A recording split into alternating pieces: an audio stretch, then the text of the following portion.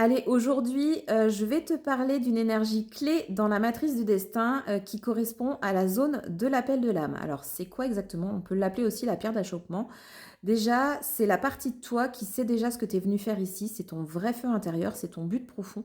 C'est pas ce que ta famille veut, c'est pas ce que la société t'impose, c'est juste toi avec toi-même.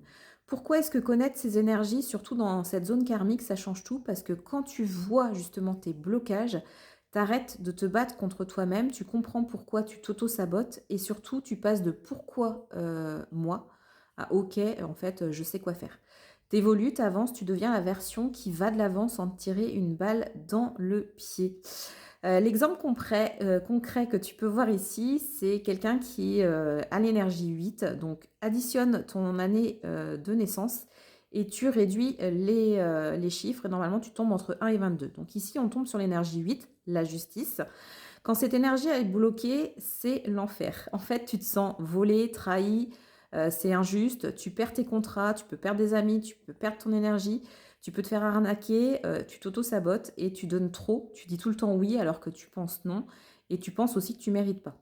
Pourquoi? Parce que la société, en fait, t'a imposé énormément de croyances comme, sois sage, faut pas demander, travaille dur, ne te montre pas.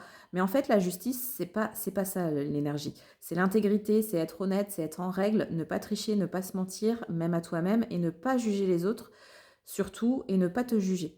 L'énergie 8, déjà, c'est être sincère jusqu'au bout, dans tes papiers, dans tes affaires, dans tes relations.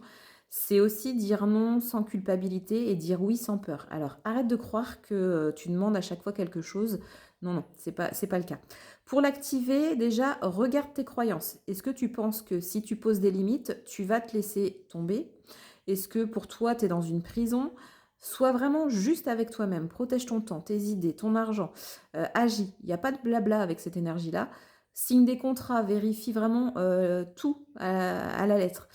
Parle vrai, c'est vraiment ce qui caractérise l'énergie 8. Et dès que tu fais ça, les synchronicités arrivent. Les gens juste te trouvent, les opportunités tombent, et c'est pas parce que tu as arrêté de jouer la victime, c'est parce que tu as commencé justement à être ce juge, mais ce juge en simplicité.